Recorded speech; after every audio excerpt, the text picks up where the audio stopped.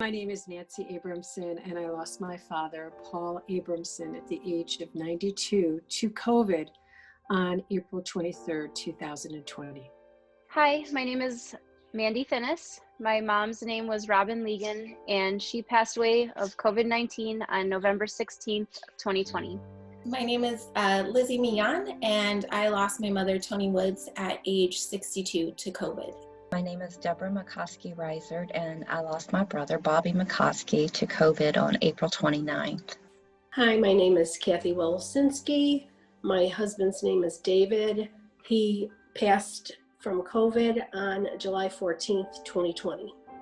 My dad was such a fun, loving guy, filled with life, filled with energy. He was 92 years old, but he just had this amazing lust and always had a joke for somebody. Even though he was 92, he still made people laugh. Even when he was in the hospital, joked with the nurses and joked with the doctors. In late March, my father didn't feel well, and he was in a senior living community.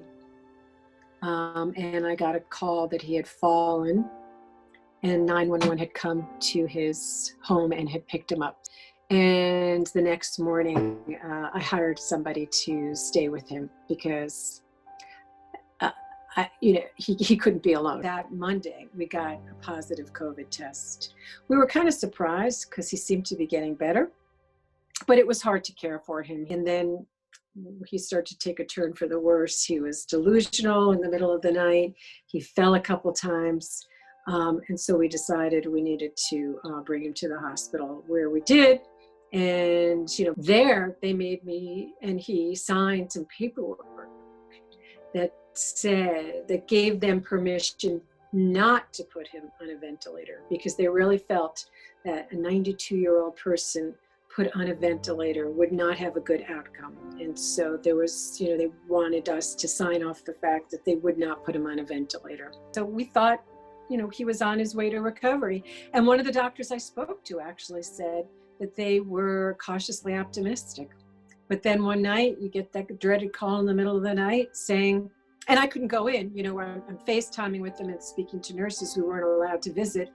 I got one of those dreaded calls in the middle of the night that his situation had taken a turn for the worse, and I could come in because at this hospital they'd let you in at end of life. I'm like, what?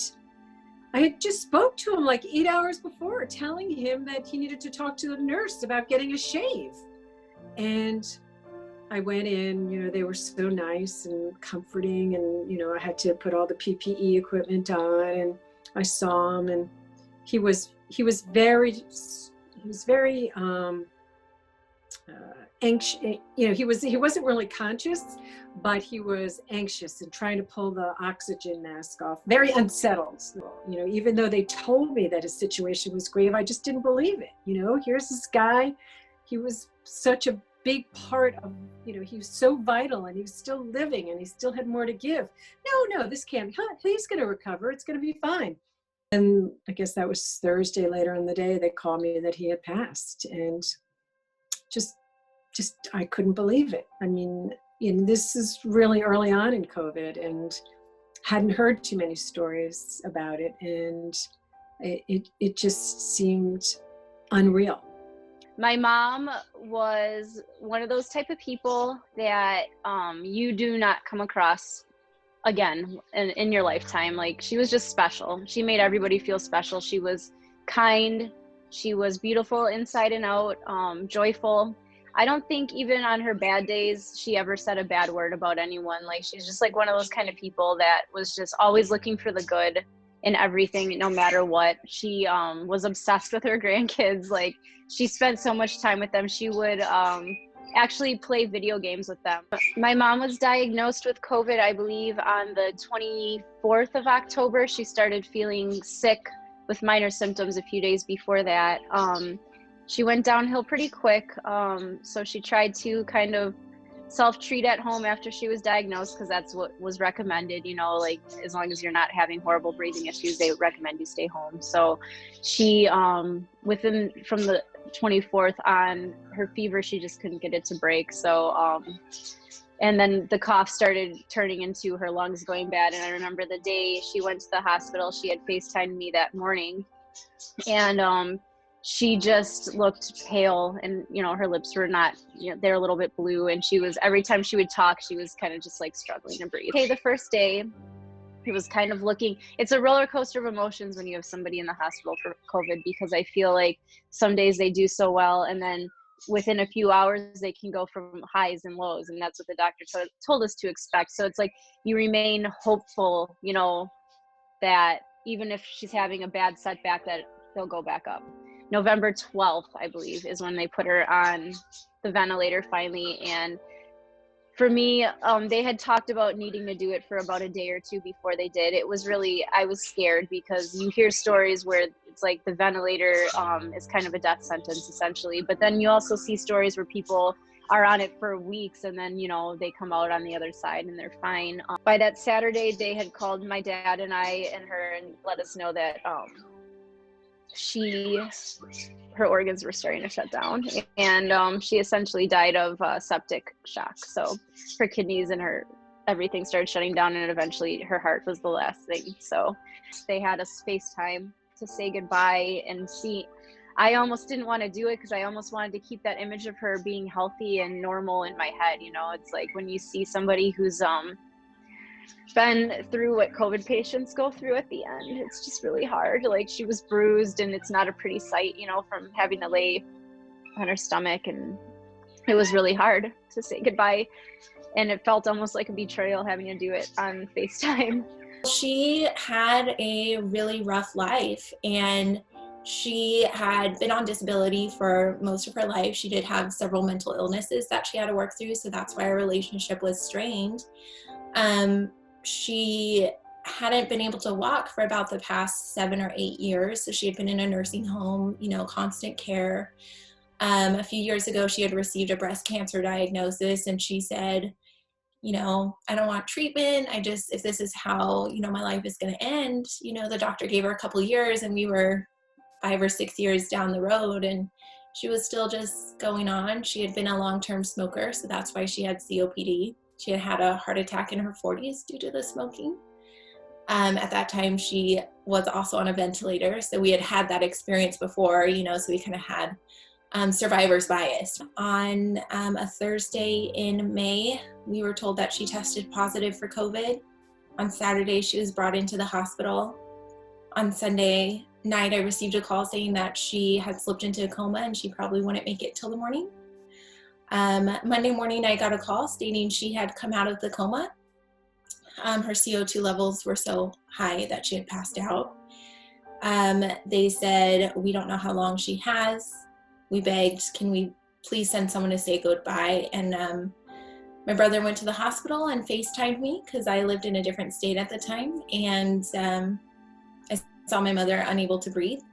She agreed to take a ventilator at that point. So that was Monday. Throughout the week, we discussed what our next options or our next decision may be. Then that Saturday, we had a big family Zoom call. It was about 12 of us on the line, and we decided that it would be best to remove her from the ventilator. That was the day before Mother's Day. And we didn't know when that decision would have to be made. So we, you know, celebrated Mother's Day as we normally do. Monday, we were kind of tossing the idea around, like, what is this going to look like? I don't know what this timing should be like. And I received a call and said, you need to go right now. There's no point in keeping her on the ventilator. She's being forced to breathe. I drove 3.5 hours with my 2 small children to Encino. Switched cars with my husband, who took my children elsewhere. I met my brother at the hospital, and we walked up at around 5 p.m. We said our goodbyes. It was a really scary situation to be in the hospital during COVID. We left around 5:30, and we signed all the documentation for the funeral home. And at 3:40 in the morning, I received a call that she had passed away. In my eyes, my mother was a tank. She had been through so much. She had COPD, she had breast cancer, that she had already outlived, even though she wasn't accepting treatment. She had been in terrible car accidents in her life. She'd had a heart attack when she was young. To me, it was like, there's no way that this is going to be the thing to bring her down. And for days I was in denial, and I didn't think it was actually going to happen. And even when the doctor said she was on a ventilator, I was like, she's going to be fine. She was on a ventilator earlier in her life. She's going to be fine. And even when I walked out of the hospital after seeing her on the ventilator and I signed the funeral home documents, I even asked, I was like, you don't really think she's going to die, right? And I think it's disbelief until you get the call. After COVID, you would think that when you lose someone from COVID, you would think that people would understand, or that even the family members, but a lot of my family members didn't think she died from COVID, even though it's on her death certificate. It's what was the final straw. They were of the mind, well, she was going to pass away soon anyways, so they wouldn't count it that way. My brother Bobby, he was 55 when he died, but he was a very big kid. He was born with an intellectual disability, so his mind never progressed further than that of probably a young teen. So he was very fun to be around, a big jokester, and he was all about having fun, just living in the moment. He didn't care about things such as politics or religion, and he never cared to fight with anybody. And if someone did wrong him in some way, he would forgive in 5 minutes, and then he's your friend again. And he was just amazing. He was the epitome of what a human should live their life as. He had a roommate who got COVID and died, and then he got a second roommate that got COVID and died. So on April 8th, they took him to the hospital, and on the 9th, they confirmed that he had COVID. And he stayed in the hospital until April 23rd. And then he had gone 3 days without a fever. And the nurses said that he was doing great, and they sent him back to the nursing home. I didn't get to talk to him the next day, but the day after, I get a hold of him, and he was talking out of his mind. And I knew something was wrong, so I called 2 times and asked them to take him back to the hospital, and they wouldn't. They just said they were going to, and they just didn't.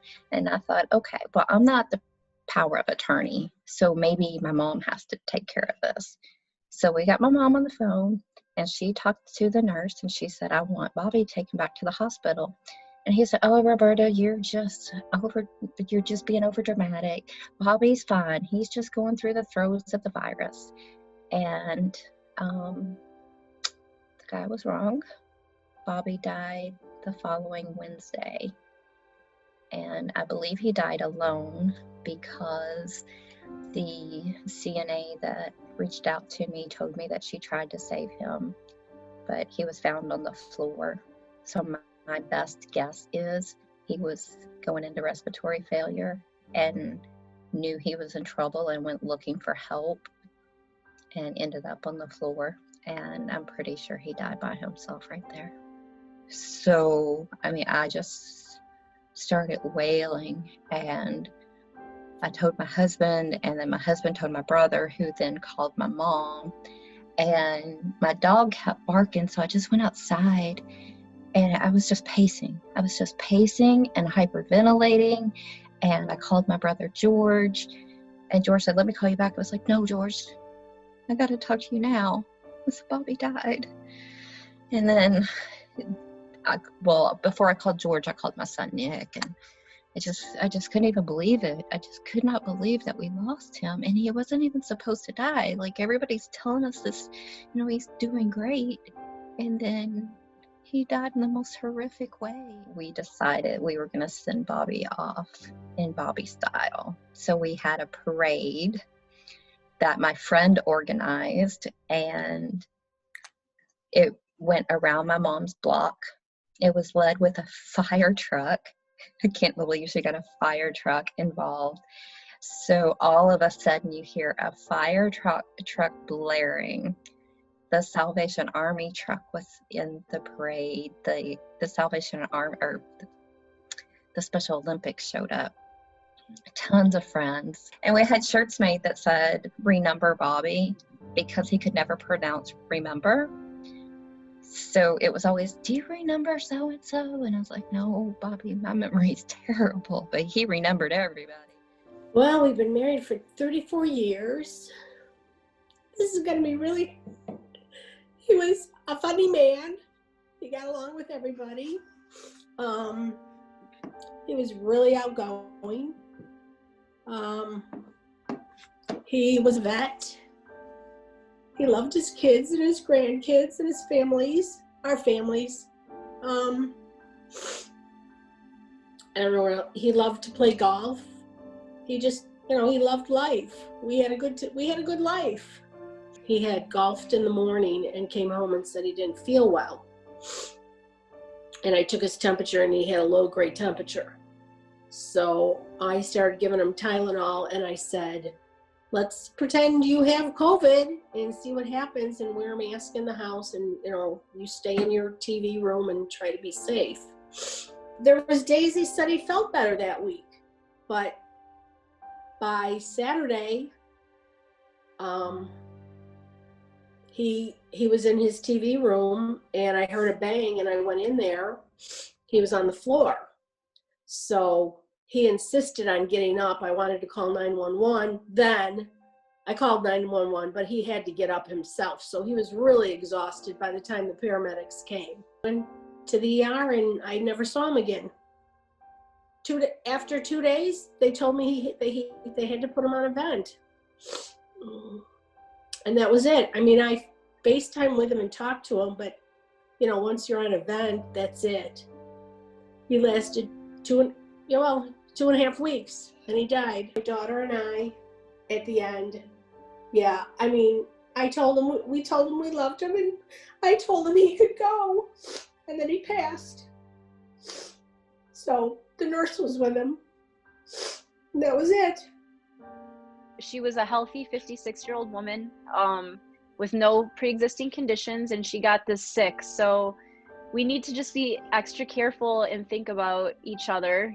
We're all in the world together, and we all need to think of each other when, and take this seriously, because it is serious. I mean, I know for a lot of people, they don't get very sick, but you just don't know who is going to get really sick. And I think it's just important that everyone just think about that, because she didn't think she was going to get sick. Who would? Losing someone to COVID, this is devastating for every person that has lost a loved one. You can't go to the hospital. You can't be with them. It's devastating. That's the hardest part to get over. So, and there's a lot of people that still don't think it's real. And, it makes everyone that has lost a loved one really upset with these people, because they have no idea. Unless it comes into their house and they lose someone, they're not going to know. But it's sad. I don't want more people to die.